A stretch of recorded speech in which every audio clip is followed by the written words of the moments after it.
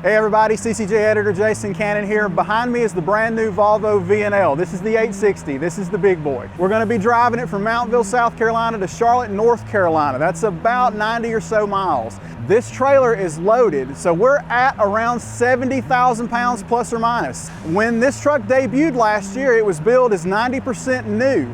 Well, does that mean it's 90% better? We're gonna find out on this test drive.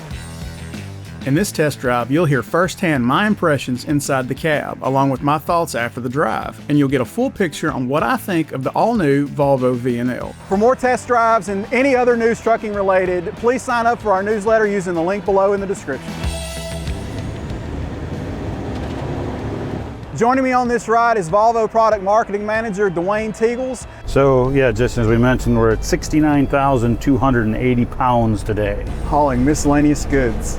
Miscellaneous goods, yes. We have a beach in the back, nothing but sand. I'm interested to see how our fuel economy does. This powertrain delivers 7 to 10% fuel economy improvement over prior generations. As we started the drive, Dwayne explained where Volvo got that 7% to 10% fuel economy gain, and it's not all from the engine. But you know, when people think about fuel economy, the one thing they always gravitate to is the engine. You know, we did improvements on the engine internally, just those little internal changes. We've captured about 3%. But when we look at the overall truck, we're looking at up to 10% difference. So where does the other part of this come from? Well, it comes from, you know, the aerodynamics that you see here with the windshield. The windshield's wrapped around, it's slanted back significantly at a greater angle. And the cab is wedge-shaped, wheel closeouts, cab extenders. Fuel economy is one of those things that's really death by 1,000 paper cuts. All those things combined make a big difference. To make the most of this increase in efficiency, I made sure to use some of the truck's fuel-saving features, like Adaptive Cruise and Eco Roll. Wait a minute, I've got most of this thing on auto mode. I mean, this is like level 2 autonomy here. I'm just the meat in the seat, so to speak. Right. On these hills, as you start to crest over the hill, the clutch disengages with the engine from the transmission. And that's what we reference as far as Eco Roll. So then the engine starts to just idle, and then we're just taking momentum down the hill. So that's where it gives us some extra fuel economy. But yeah, right now you're just rolling. There's no engagement of any of the powertrain right now. And I'm getting 23.5 miles per gallon. That's fantastic. 33.6, right. 58.8, 235 miles per gallon. Like at that point, you're putting fuel back in it. Right, that's how it's going. Eco Roll is tied to Volvo's IC system, which anticipates the terrain ahead to manage the truck's momentum and limit throttle input. How do we disengage and engage that clutch? Where do we do it? You know, we're consistently knowing the terrain, so IC knows where this truck is on this road, so it knows the road and its terrain. You'll see a little mountain light up there. If it's actually functioning on the bottom of the screen, it'll turn green. And that means IC is engaged, so it knows the road at that point in time. And then again, it'll engage and disengage that clutch and trying to get that vehicle to roll as far as it possibly can. Looks like we're fixing to hop on the interstate. That's what it looks like. Going on 26 West.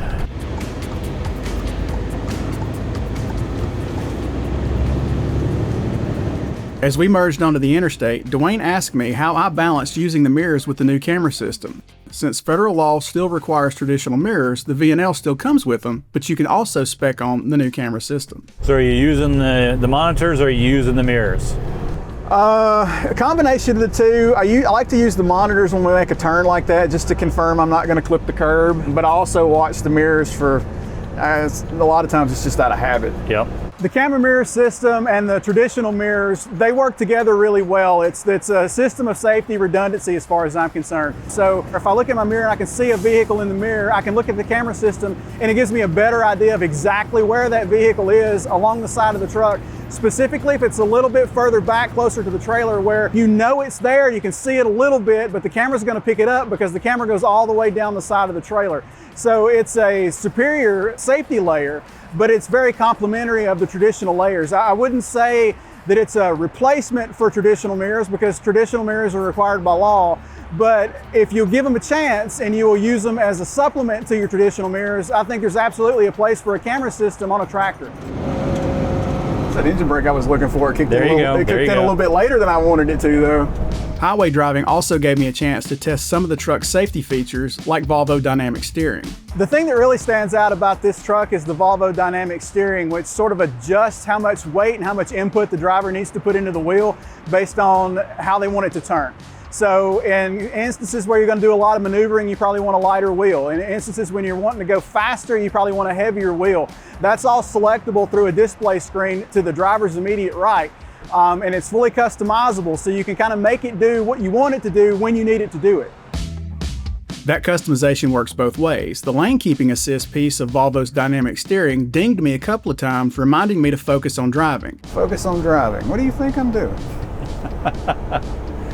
When it feels that you're wandering a little bit in the lane, it'll throw that up. The system detected that I had pinged from the left side of my lane into the right a couple of times. While I never left the lane itself, the system offered a warning because it sensed that I might be getting tired. After traveling at highway speed for a little over an hour, I got a clear sense of the cabin environment and just how quiet this truck really is.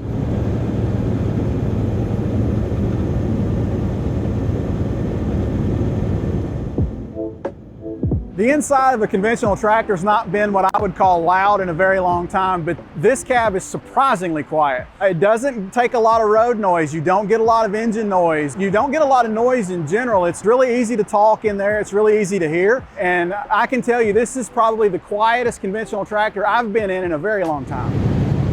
Dwayne explained that much of that quiet ride comes from the powertrain itself, with peak horsepower delivered at a lower RPM, cutting both noise and vibration. Here's the thing that you'll notice in the Volvo. You notice that the engine RPMs aren't very high. It's not screaming at you.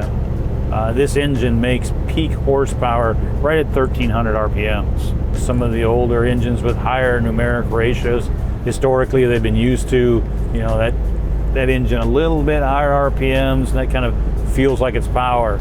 But this engine makes 455 horse right at 1300 RPMs. That gives us noise and vibration, and definitely at a lower level. It gives us a nice quiet environment to talk in. As we wrapped up our 90-mile drive, Dwayne circled back to Eco-Roll, asking what I thought after nearly 2 hours behind the wheel. So what's your thoughts on this Eco-Roll functionality? When it's doing its thing, you don't even really think about it. Like it's, I guess, unobtrusive. Well, I mean, even, I don't know if you noticed, but when we got where it bunched up a little bit and I got on the engine brake, as soon as we got out of it, I flipped it back up to A. And I like driving with an engine brake on just because I like that supplemental brake, even if it's, on a lower setting. Yep. But I don't know why you would ever turn that off. Like what we're doing now, I don't know why you'd have the engine brake on at all. So we just pulled into the Welcome Center in the state of North Carolina. That ends our roughly 90-mile journey from South Carolina to here. We made it. Fantastic. It was a very uneventful drive, which is just the way you like it. Volvo built this new generation VNL as 90% new over the prior generation. I had asked the question, is 90% new make it 90% better? I would say it's at least 90% better. This is a very comfortable truck. It's a very strong truck. We tugged 70,000 pounds through half the state of South Carolina into North Carolina and still managed to get 9 miles per gallon. And I am not a fuel efficient driver. That's not one of my driving superpowers. So I was very satisfied with that. Very technology forward truck here. A lot of fuel friendly technologies would help guys like me, and a lot of safety technologies that we didn't have to use, but they were actually there. Thank goodness we didn't have to use them. So I would say, as far as prior generation to new generation, the new Volvo VNL is a home run. I mean, this has just been great, free and easy. We hadn't had any, and I don't mind traffic. It's crazy people that I don't really care for. Haven't really had any crazy people. Everything's just kind of gone the way it needs to go. Good. Yeah, this is not a stressful truck to drive. Yeah.